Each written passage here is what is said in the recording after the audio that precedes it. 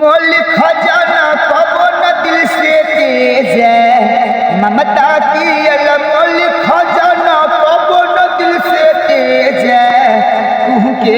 हरदम बेटा खातिर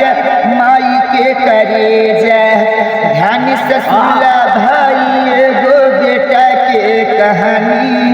मोर मोहनी के जान पर के कैलस बरनदानी कैसे की माई पड़ोसी आके पैसा मांग के ललस दूगो रोटी बना घर में रोना न रहे तो हाथ के मतारी अपने बेटा के मुंह में दूगो रोटी खियावे लगे और बेटा का कैलस तनी सुनला घीच के खंजन सीना में मरल अपन मोल के आइल नाता करहल करे जाए आइल दर्द कसई के जब तुहरा से गिरल करे जा कहलस ममता जागल ये बचबा कहीं पैर न तहरा चोट कहीं न लागल कहियो तू हमरो के छोड़बा सटकल तो हर भेजा तू केला हर बेटा खातिर